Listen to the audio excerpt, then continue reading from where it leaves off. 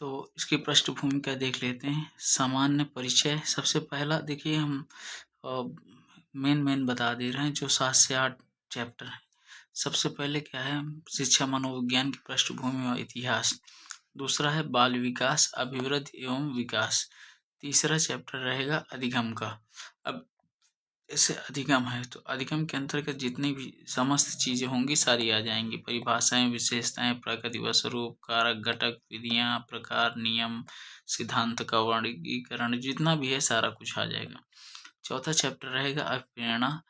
अगला रहेगा व्यक्तित्व और इसके बाद रहेगा व्यक्तित्व की परिभाषाएं। फिर नेक्स्ट रहेगा बुद्धि।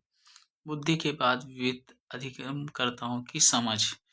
फिर अगला रहेगा समायोजन व कुसमायोजन। फिर 10वां चैप्टर रहेगा आत्म संप्रत्यय। नेक्स्ट रहेगा सृजनात्मकता, चिंतन, कल्पना, तर्क। फिर नेक्स्ट रहेगा शिक्षण अधिगम प्रक्रिया एवं शिक्षण अधिगम की व्यूह रचना एवं विधियां।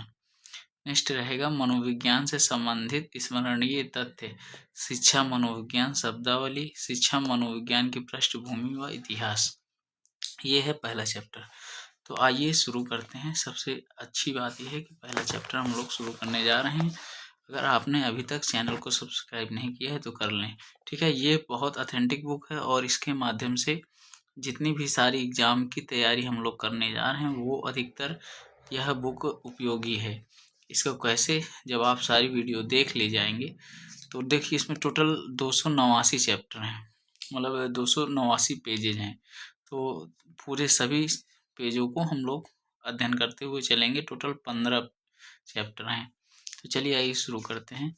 साइकोलॉजी शब्द की उत्पत्ति ग्रीक भाषा यूनानी शब्द के 2 शब्दों से मिलकर हुई है, साइकी प्लस लोगस। साइकी का अर्थ है आत्मा तथा लोगस का अर्थ है अध्ययन या विवेचन करना।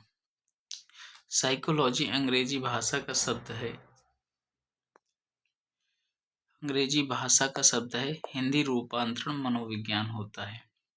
मनोविज्ञान का अर्थ है मनोविज्ञान अर्थात साइकोलॉजी। मनोविज्ञान का अर्थ, शाब्दिक अर्थ क्या है, मन का विज्ञान। साइकोलॉजी के यूनानी भाषा शब्द है।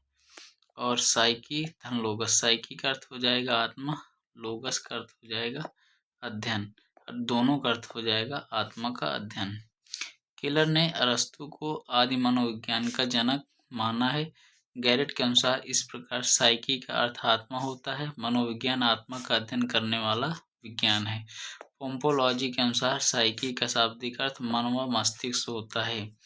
मनोविज्ञान शब्द का सबसे पहले प्रयोग किसने किया था, रुडोल्फ गाइकिल ने किया था।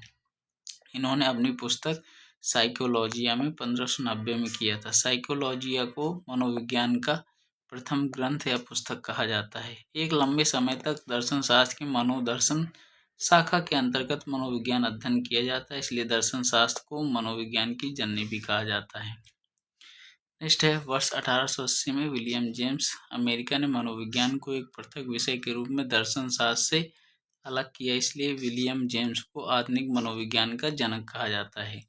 इस प्रकार साइकोलॉजी का अर्थ है आत्मा का अध्ययन अथवा मन का विज्ञान। जर्मन मनोवैज्ञानिक विलियम वुंट ने 1879 ईस्वी में विश्व की प्रथम प्रयोगात्मक मनोविज्ञान प्रयोगशाला स्थापित की थी, इसलिए इन्हें भी आधुनिक मनोविज्ञान का जनक माना जाता है।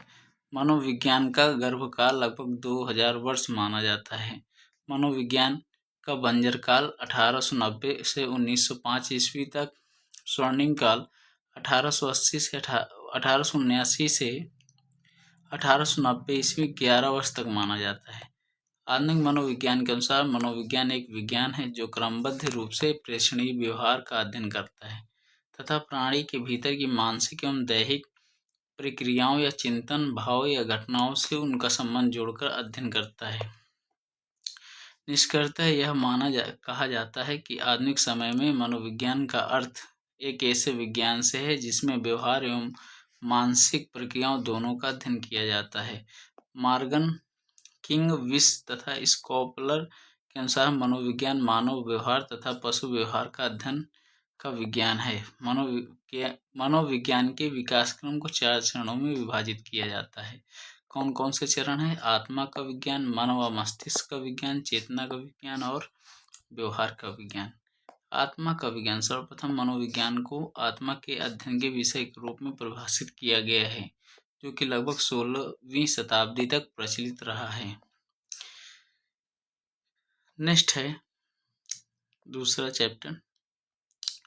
मनोविज्ञान को आत्मा मानने वाले की प्रमुख विषय वस्तु आत्मा थी। यह मनोविज्ञान के विकास क्रम का प्रथम चरण था। यह वैज्ञानिक अवधारणा का आधारित चरण है। प्रथम समर्थक कौन कौन से थे? अरस्तु, देकार्टे, प्लेटो, रुडोल्फ और गोल की आलोचना। आत्मा आध्यात्मिक व काल्पनिक विषय है, आत्मा धार्मिक विषय है, अर्थात आत्मा अमूर्त है। मन व मस्तिष्क का विज्ञान। 17वां या 18वीं सदी को मन व मस्तिष्क का विज्ञान कहा गया है। पोम्पोलॉजी के अनुसार मनोविज्ञान मन व मस्तिष्क का विज्ञान है। यह मनोविज्ञान के विकास क्रम का दूसरा चरण है। मनोविज्ञान का यह चरण वैचारिकता पर आधारित है। इस चरण की मुख्य विषय वस्तु अर्थात मानसिक क्रियाएं हैं। प्रमुख समर्थक पोम्पोलॉजी, Thomas Reid, Berkeley, John Locke हैं। आलोचना क्या है? मन व अमूर्त व अंतर्मुखी, इसलिए अध्ययन करना संभव है। मन व मस्तिष्क व्यक्तिगत हैं, दूसरे व्यक्तियों के मन का अध्ययन करना कठिन है। चेतना का विज्ञान। 19वीं शताब्दी को चेतना का विज्ञान कहा गया है। सर्वप्रथम विलियम जेम्स ने 1890 में प्रकाशित अपनी पुस्तक मनोविज्ञान के सिद्धांत में मनोविज्ञान को चेतना की अवस्था का अपने उसी रूप में वर्णन और व्याख्या करने वाला विषय के रूप में परिभाषित किया था। प्रमुख समर्थक विलियम वुंड, टिचनर, विलियम शल्ली, विलियम जेम्स आदि हैं। मनोविज्ञान के इस चरण की मुख्य विषय वस्तु चेतना थी। यह मनोविज्ञान के विकास क्रम का तीसरा चरण है। इस चरण में पहली बार वैचारिकता के साथ प्रयोगात्मक शैली को अपनाया गया। विलियम जेम्स के अनुसार चेतना विभिन्न अवस्थाओं का वर्णन और व्याख्या करता है। इस चरण में पहली बार प्रयोगशाला की स्थापना की गई है। सिगमंड फ्रायड ने मन के प्रकार को चेतना का विज्ञान का आधार माना है। मन का भाग 1/10 अर्थात 10% ही चेतना होता है। ऐसी स्थिति में मन का अध्ययन करना असंभव व कठिन है। मन का भाग 1/90 अचेतन होता है। मैकडूगल को चेतना को बुरा शब्द कहा था। व्यवहार का विज्ञान। 20वीं सदी में अब तक के समय को व्यवहार का विज्ञान माना गया है। मनोविज्ञान के व्यवहार के अध्ययन के विज्ञान के रूप में सर्वप्रथम जे.बी. वाटसन ने परिभाषित किया है। यह व्यवहार व चेतना पर आधारित मनोविज्ञान का एकमात्र चरण है। वर्तमान में मनोविज्ञान में प्राणी के व्यवहार का अध्ययन किया जाता है। प्रमुख समर्थक कौन कौन से? Watson, Woodworth, Skinner, Pavlov, William McDougall आदि हैं। मनोविज्ञान को व्यवहार का विज्ञान अमेरिकी निवासी जे.बी. वाटसन ने कहा है, इसलिए व्यवहारवाद का जनक वाटसन को कहा जाता है। मनोविज्ञान वर्तमान में अपनी सहसावस्था में है। मनोविज्ञान की अब हम लोग परिभाषाएं देखेंगे। मनोविज्ञान के अर्थ को अच्छी तरह समझने के लिए मनोवैज्ञानिकों द्वारा दी गई परिभाषाओं का विश्लेषण करना होगा, जो निम्न है। स्किनर के अनुसार मनोविज्ञान व्यवहार व अनुभव का विज्ञान है, जो जीवन की सभी परिस्थितियों में प्राणी की क्रियाओं का अध्ययन करता है। जे.बी. वाटसन के अनुसार मनोविज्ञान व्यवहार का विशुद्ध व धनात्मक विज्ञान है। विलियम मैकडूगल के अनुसार मनोविज्ञान आचरण व व्यवहार का यथार्थ या वास्तविक विज्ञान है। क्रो एंड क्रो के अनुसार मनोविज्ञान मानव व्यवहार एवं मानव संबंधों का अध्ययन है। गैरेट के अनुसार मनोविज्ञान आत्मा का विज्ञान है। सिगमंड फ्रायड के अनुसार मनोविज्ञान अचेतन का विज्ञान है। नेक्स्ट है, ये चैप्टर हो गया है, ठीक है। इस पेज को हम लोगों ने अभी अभी देखा हुआ है। इसके बाद नेक्स्ट है, जेम्स ड्रेवर के अनुसार मनोविज्ञान एक विधायक विज्ञान है, जो मनुष्य एवं पशुओं के उस व्यवहार का अध्ययन करता है जो व्यवहार उसके अंतर्गत मनोभाव और विचारों की अभिव्यक्ति करता है, जिसे हम मानसिक जगत कहते हैं। मन के अनुसार आधुनिक मनोविज्ञान का संबंध व्यवहार की वैज्ञानिक खोज से है। फिल्सबरी के अनुसार मनोविज्ञान की सबसे संतोषजनक परिभाषा मानव व्यवहार के विज्ञान के रूप में की जा सकती है। बोरिंग, लेगफील्ड व विल्ड के अनुसार मनोविज्ञान मानव प्रकृति का अध्ययन है। मॉर्गन के अनुसार मनोविज्ञान मानव व पशु व्यवहार का विज्ञान है।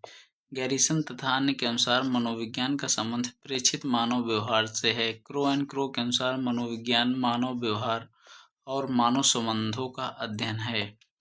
वुडवर्थ के अनुसार मनोविज्ञान ने सर्वप्रथम अपनी आत्मा का त्याग किया, फिर मन व मस्तिष्क का त्याग किया, फिर चेतना खोई और वर्तमान में उसने व्यवहार के रूप में अपना लिया है। मनोविज्ञान की भारतीय संकल्पना। भारतीय संकल्पना में मनोविज्ञान के उन सभी तत्वों को सम्मिलित किया गया है जो वर्तमान मनोविज्ञान में विद्यमान है। भारतीय संकल्पना की विशेषताएं: आत्म तत्व को पहचानना, आध्यात्मिक मनोविज्ञान, गीता में मनोविज्ञान, योग का महत्व, शारीरिक व मानसिक विकास की अवधारणा, वेदों में मनोविज्ञान, प्राकृतिक व्यवस्था का समावेश। सामान्यतः वर्तमान एवं भारतीय संकल्पना के मनोविज्ञान में एक अंतर पाया जाता है। मनोविज्ञान की भारतीय संकल्पना में रहस्यवाद समाहित था, वहीं वर्तमान मनोविज्ञान में रहस्यवाद का कोई स्थान नहीं है। मनोविज्ञान की शाखाएं या क्षेत्र: सामान्य मनोविज्ञान, असमान मनोविज्ञान, बाल मनोविज्ञान, शिक्षा मनोविज्ञान, पशु मनोविज्ञान, किशोर मनोविज्ञान, विकासात्मक मनोविज्ञान, तुलनात्मक मनोविज्ञान, औद्योगिक मनोविज्ञान, परा मनोविज्ञान, समाज मनोविज्ञान, निदानात्मक या उपचारात्मक मनोविज्ञान, प्रयोगात्मक मनोविज्ञान, अभियांत्रिक मनोविज्ञान, व्यवहारिक मनोविज्ञान, सैद्धांतिक मनोविज्ञान, शारीरिक या शरीर शास्त्रीय मनोविज्ञान, संज्ञानात्मक मनोविज्ञान, वैयक्तिक मनोविज्ञान, अपराध मनोविज्ञान, सैन्य मनोविज्ञान, कानून मनोविज्ञान, विधि मनोविज्ञान, परा मनोविज्ञान की सबसे नवीनतम एवं प्रयुक्त होने वाली शाखा। अन्य विषयों के साथ मनोविज्ञान का संबंध: जनसंख्या मनोविज्ञान, आयुर्वेद मनोविज्ञान, राजनीति मनोविज्ञान, संगीत, दर्शन, अर्थशास्त्र, कंप्यूटर, विधिशास्त्र और समाजशास्त्र मनोविज्ञान। ठीक है, तो शुरू करेंगे भारत में आधुनिक मनोविज्ञान, इसके बाद नेक्स्ट वीडियो पे। चलिए मिलते हैं नेक्स्ट वीडियो पे, तब तक के लिए जय हिंद जय भारत।